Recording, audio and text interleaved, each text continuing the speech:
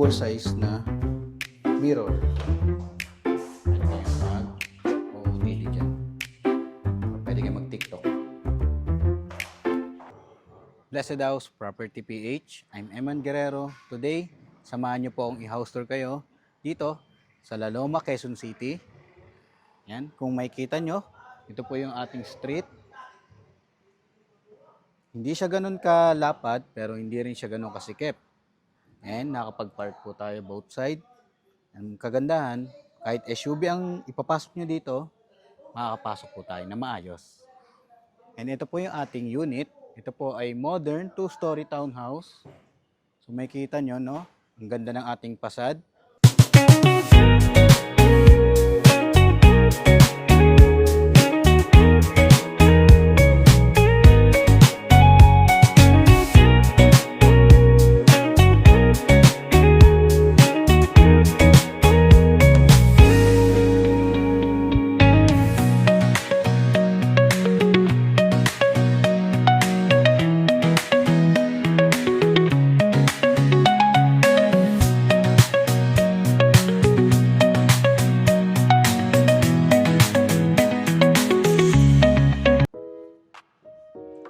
Yan, gaya po ng nakikita nyo, nakapagpasok tayo ng isang SUV.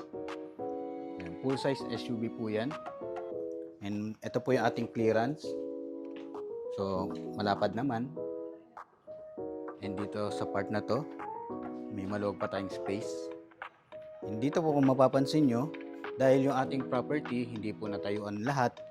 So, dito makikita natin, pwede tayo maglagay ng mga halaman. O pwedeng parkingan natin ng motor. Yan. So, ang kagandahan dito, hindi ka na mag-aalala kung paano yung ating security. Naglagay po si developer o si seller ng electric fence. Yan. Naman yung ating fire escape. Kung mapapansin nyo. Ito po ay namumove na ladder. Yan. Yan po. Tapos yun yung ating harang para hindi po malaglag yung tao sa taas. Kung makikita nyo, ito po yung clearance sa likod. Okay na okay pa rin naman po kahit na isang SUV.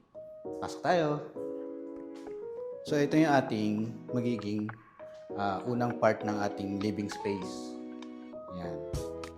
Makita nyo, no? Okay naman yung space and yung ating window.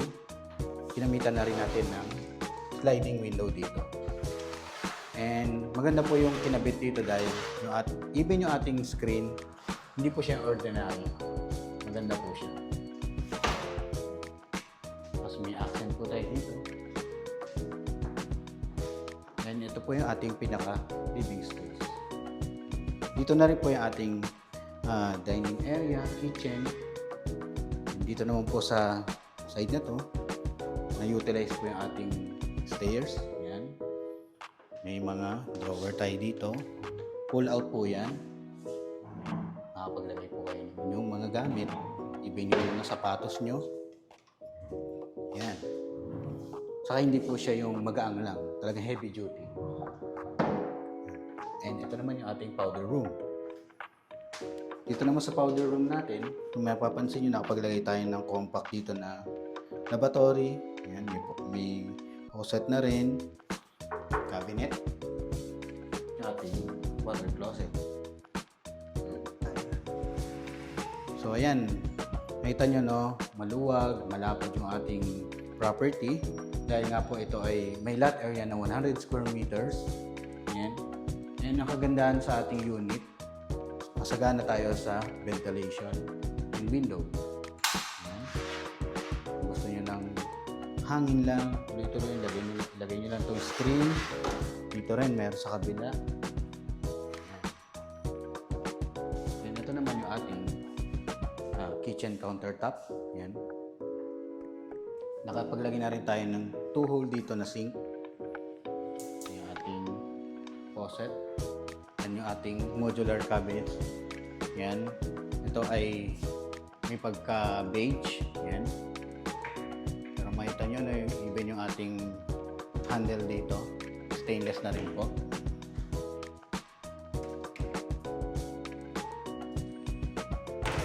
Tapos may outlet na rin po tayo dito.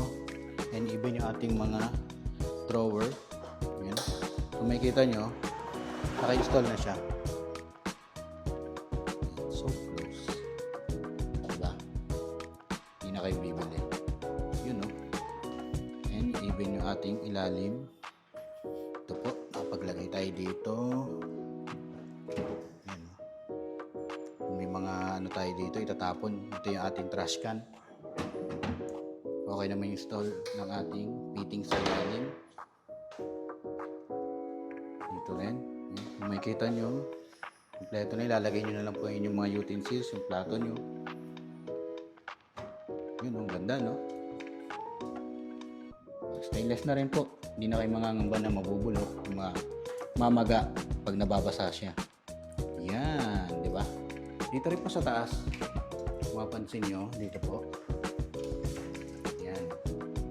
Yung mga extra yung mga platito, lalagyan nyo na ayos. Ayan, bago makalimutan, dito po yung range hood nyo.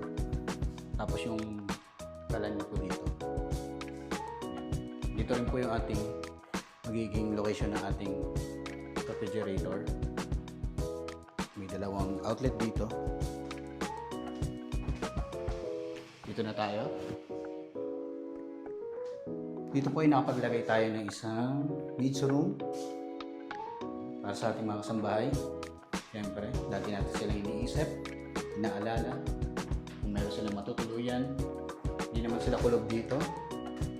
Jealousy tayo. Ito po ay modern na. Hindi yung katulad ng mga jealousy dati. At hindi nyo sila isip yung punch yung CCR.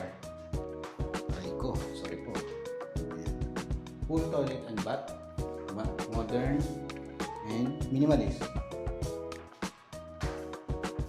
Ito na tayo sa ating back portion ng ating bahay. So ito yung kanina. Pakita natin. So tagos po yan doon.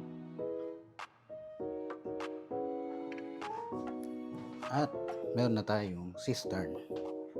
Yan. Nakalak lang po. Sorry. Baka dito po sa kabila. Nakalak. So, meron tayong motor dito. And naisip nila baka mabasa. Ilagay na nila ng ano dito. Pinakasaluhan. May outlet po dito. Doon na tayo sa taas. Makyat ng ating stairs. Yan po. Naka-overlay po yan. Wood planks. Yan, ang ganda ng pagkakabarnis. Oh. Ang ganda yung pagkakabarnis ng ating wood planks. Ayan. Dito naman tayo sa ating second floor. And ito na po yung last floor natin. Pasukin natin itong unang bedroom. Kung mapapansin nyo, skwalado siya, maluwag, malaki siya, no? And may bintana tayo dito. Ayan.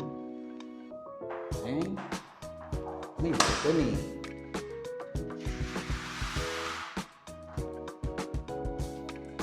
Sa balcony natin, maluwag siya.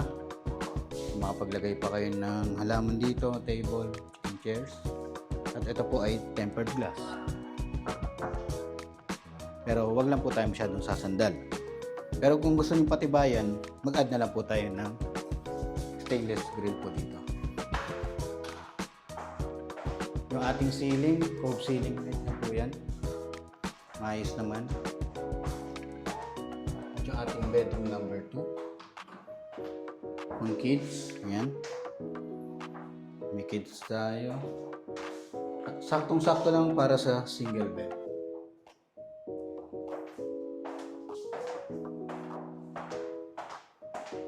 At yung ating common toilet and bath. Makita nyo?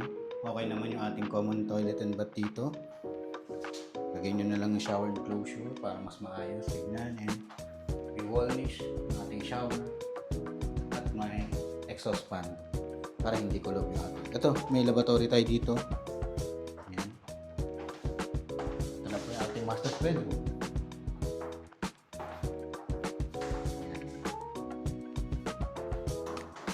po yung ating toilet. Nakita nyo, maluwag. So, ang ganda po nung texture ng tiles na ginamit niya. Sakto lang, minimalist. Hindi siya magulong tignan. Ito yung ating laboratory. May tubig ko. So, ating bedroom. Yan. Kasya po dito ang queen size na bed. Tapos meron na tayo dito cabinet. Cabinet na tayo dito. May drawer na rin. And ito po. Ano siya? Pa-L po yan. Tapos meron na kayong full size na mirror. Pwede kayong mag-OOTD dyan. Pwede kayong mag-TikTok. Dito po, sa pang balcony. Balcony, kung sakaling gusto nyo na magpahangin. Kape-kape dito, pwede. Nilagay na lang nila ng accent dito. Safe na safe naman yung ating property, makita nyo.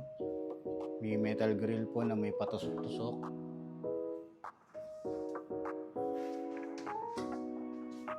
Pwede mong picture. Diba? Ayan.